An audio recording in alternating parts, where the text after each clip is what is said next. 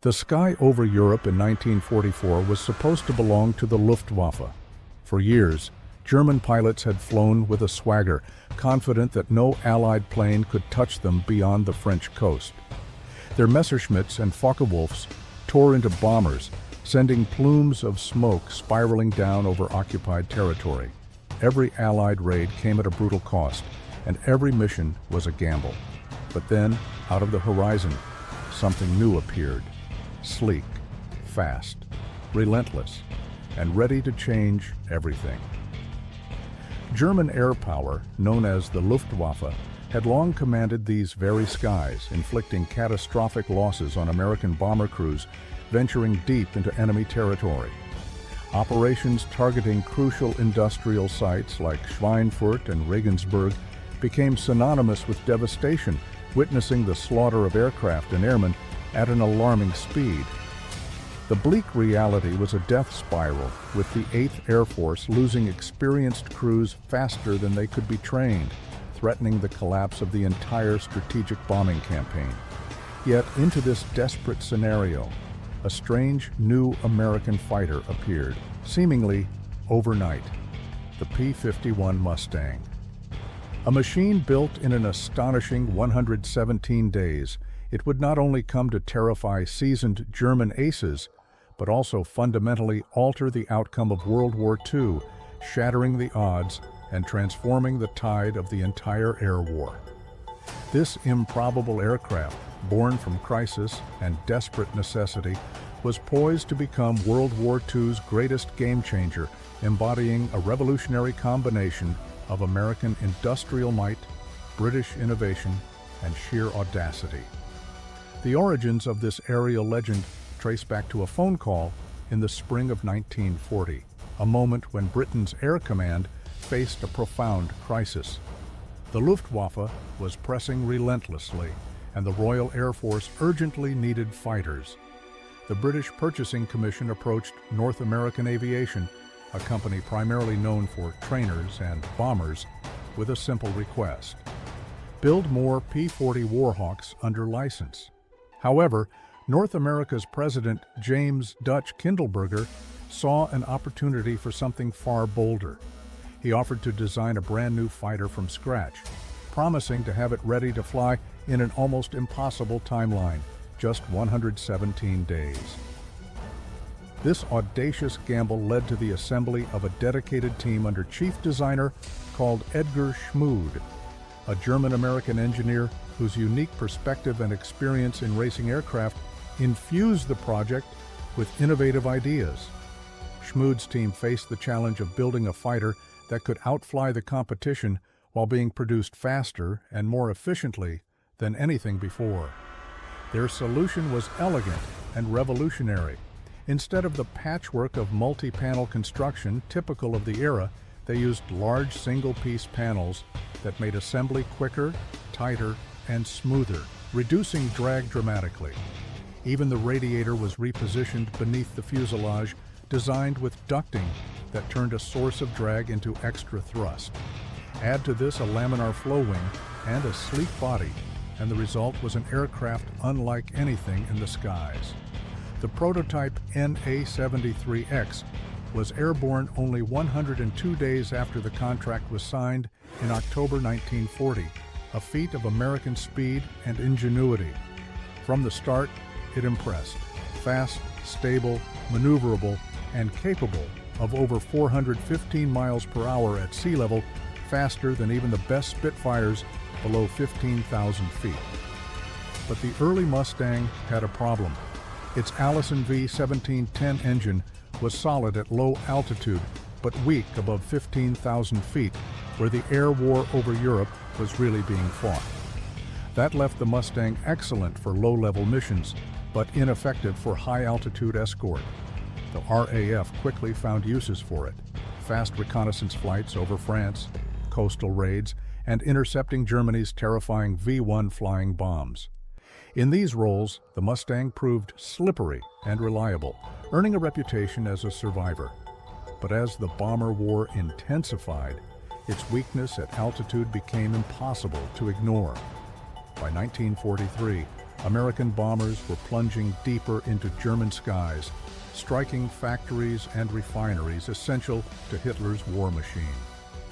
The Luftwaffe met them with brutal efficiency, losses mounted at a catastrophic rate. On August 17, 1943, 60 bombers were destroyed in a single mission to Schweinfurt and Regensburg. 2 months later, on a day called Black Thursday, another 60 bombers were shot down and nearly 650 men killed or captured. Losses ran over 25%, and the entire bombing campaign teetered on collapse. Existing escort fighters couldn't keep pace. The P-47 Thunderbolt was tough but lacked range, the Spitfire was short-legged, and the P-38 Lightning suffered mechanical issues at altitude. Even attempts to field gunship bombers, like the YB-40, proved futile. Without a true long-range escort, the bombing offensive seemed doomed. The turning point came when a Rolls-Royce test pilot, Ronald Harker, flew an Allison-powered Mustang in April 1942 and immediately saw its potential if only it carried the Merlin engine. The Merlin's two-stage supercharger gave Spitfires their high-altitude punch and fitted to the Mustang. It transformed the fighter overnight. An extensive redesign was needed. Cooling, weight, and structure all had to be adjusted, but the payoff was staggering. At 26,000 feet, the new engine boosted speed by over 100 miles per hour, making the Mustang the fastest Allied fighter at bomber altitudes. The British confirmed it and said this was the plane they had been waiting for. The only question now was whether it could also go the distance. That problem was solved with the arrival of external drop tanks. Carried under the wings, these simple fuel extensions doubled the Mustang's range, stretching it to 1,600 miles. Pilots would burn through the tanks first, then jettison them the moment combat loomed, regaining full speed and agility. This simple innovation changed the air war immediately. Suddenly, the bombers weren't flying halfway to Germany alone. The Mustangs could escort them all the way to Berlin and back. With the range problem solved, the Mustang became not just an escort, but a predator. Under Jimmy Doolittle's command, American strategy shifted dramatically. No longer were fighters chained tightly to bomber streams. Doolittle's order was blunt and revolutionary. Don't just escort, but hunt. Mustang groups began sweeping ahead of bomber formations, intercepting German fighters as they scrambled from airfields or tried to mass for attack. The Luftwaffe's greatest advantage was the ability to time their strikes so that when escorts turned back, it was gone. Now it was the Germans who were hunted in their own skies. The P-51D, introduced in mid-1944, pushed the advantage even further. Its bubble canopy offered 360-degree visibility, eliminating blind spots, and 650 caliber machine guns gave it overwhelming firepower. Paired with the Merlin engine, it could outclimb, outdive, and outturn nearly everything the Luftwaffe could possibly field. The results were devastating for the Reich. In just 5 months of 1944, Germany lost nearly 2,300 day fighter pilots. Essentially, their entire experienced force was replaced in a single season. The odds of survival for a German pilot over Germany dropped to 1 in 7 compared to flying on the Eastern Front. Mustang sweeps caught interceptors before they reached the bombers, strafed airfields, and pursued crippled planes back to base. Mass attacks, once the Luftwaffe's hallmark, fell apart under relentless pressure.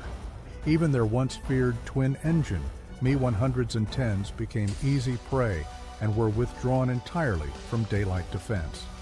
Desperate, German engineers armed their fighters with massive 20mm and 30mm cannons designed to shred bombers in one pass.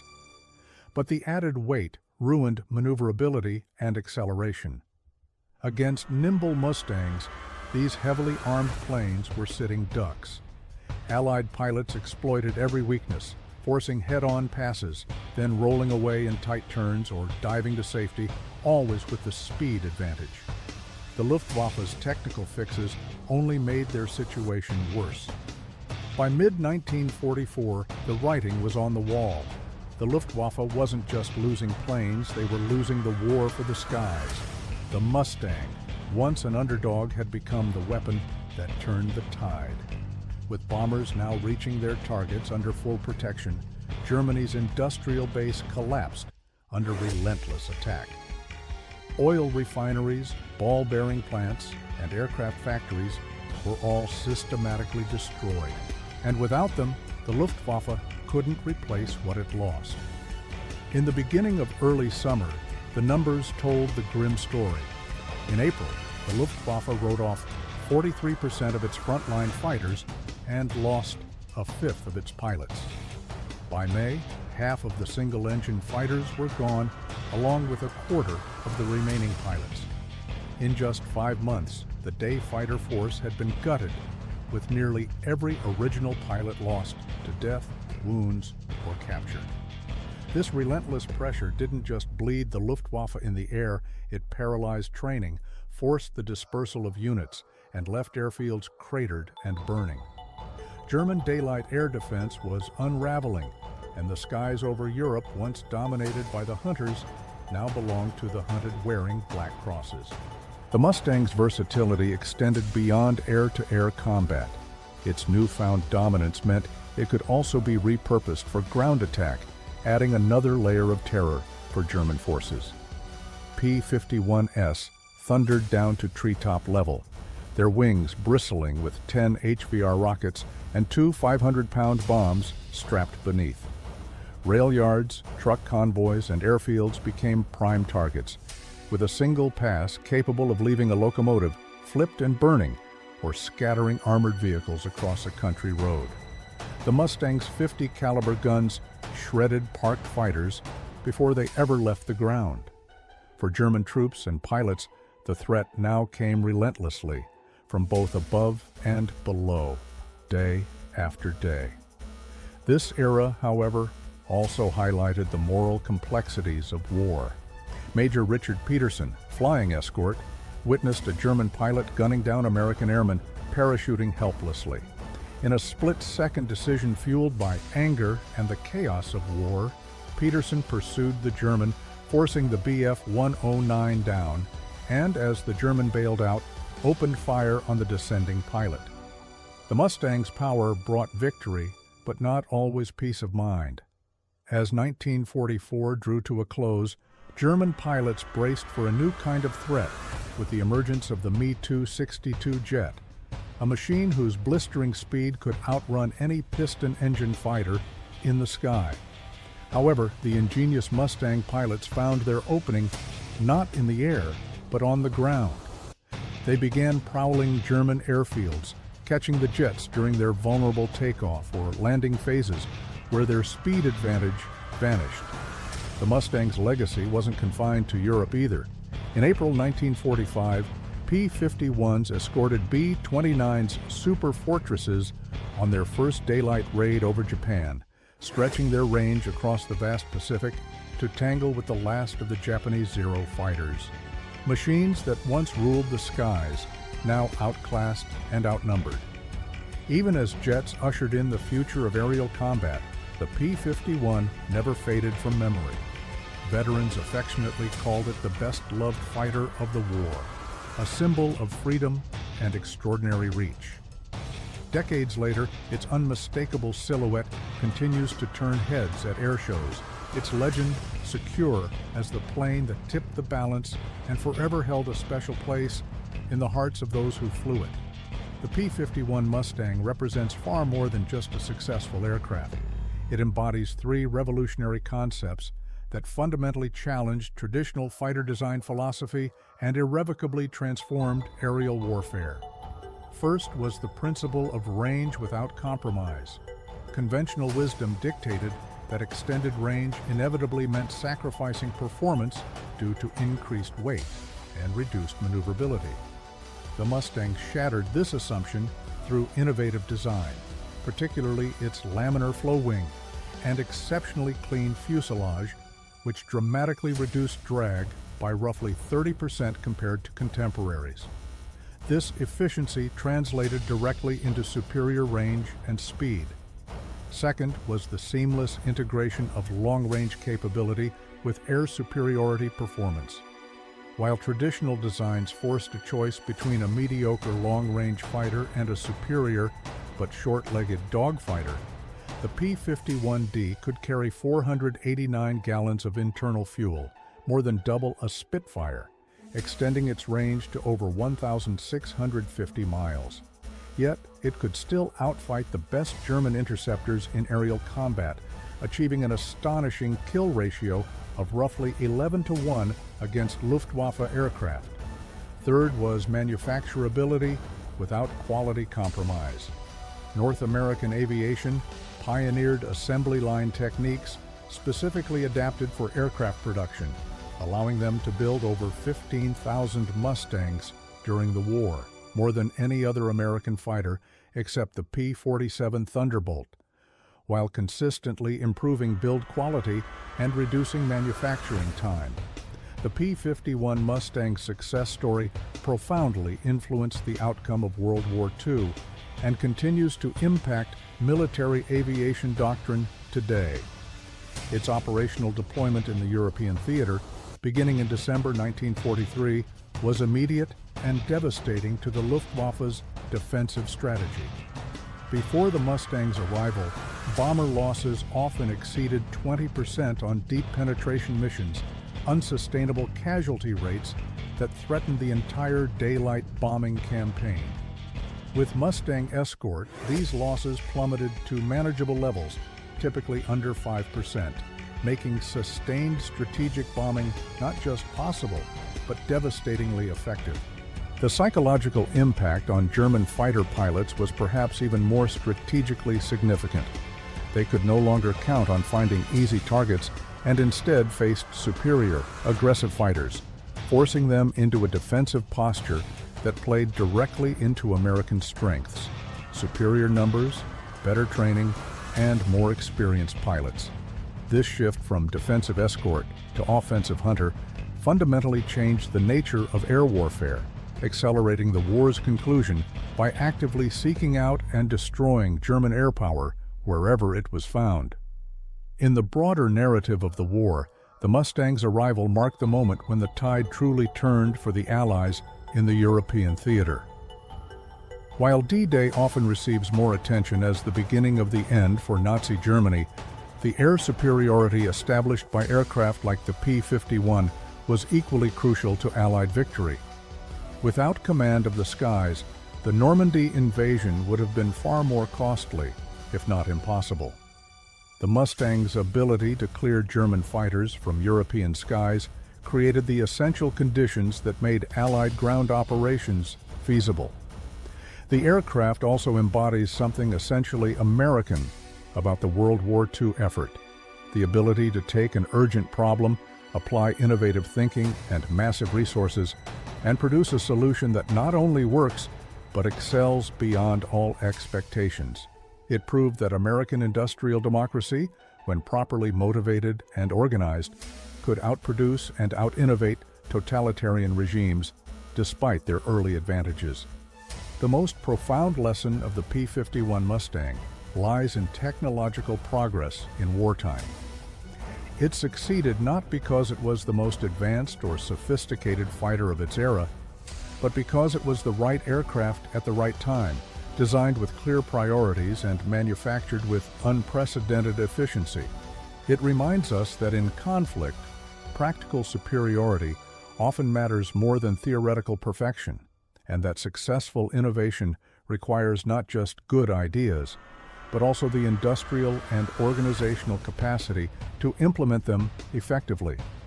The day Germany met the P-51 Mustang wasn't just a bad day at the office. It was the moment they realized the skies above Europe no longer belonged to them, and that victory, once so close, was slipping forever out of reach. This timeless lesson remains relevant today, offering valuable insights that transcend its historical context.